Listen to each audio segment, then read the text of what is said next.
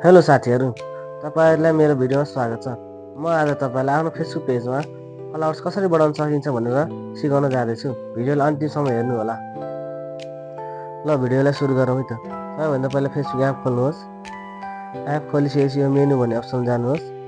मेनुमा भन्ने अप्सनमा गएपछि पेज भन्ने अप्सन देखाउँछ। यदि तपाईँहरूको देखाएन सिम्बलमा गएर पनि हेर्न सक्नुहुनेछ। यहाँ फेसबुक पेज देखाइसकेको छ। ल म फेसबुक पेजभित्र जानेछु।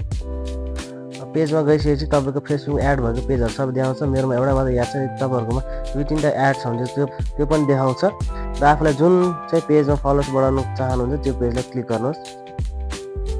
क्लिक गरेपछि यहाँ तपाईँको पेज खोलिसकेको छ। ल पेज खोलिसकेपछि 3 बटनमा थिच्नुहोस्। 3 बटनमा थिचेपछि तपाईँको तल इन्भाइट फ्रेन्ड्स भन्ने अप्सन आइसकेको छ। यो अप्सनमा क्लिक गर्नुहोस्। यो अप्सनमा क्लिक गरेपछि यहाँ लोडिङ लिँदैछ। फ्रेन्ड्स धेरै भएको मान्छेको लोडिङ छ। ल यहाँ देख्न सक्नुहुन्छ। यहाँ मेरो फ्रेन्ड सबै देखाइसकेको छ। त्यसरी तपाईँले कसलाई आफ्नो फ्रेन्ड्सहरूलाई पठाउन चाहन्छ पठाउनुहोस्। या सिलेक्ट अल गरेर सबैलाई एकचोटि पठाउन पनि सक्नुहुन्छ। म चाहिँ अहिले सिलेक्ट अल गरेर सबैलाई एकचोटि पठाउनु छु। तपाईँहरू पनि यस्तै गर्न सक्नुहुन्छ र आफ्नो फेसबुक पेजलाई मोनिटाइज गरेर पैसा पनि कमाउन सक्नुहुन्छ र फलोवर्स पनि बढाउन सक्नुहुनेछ।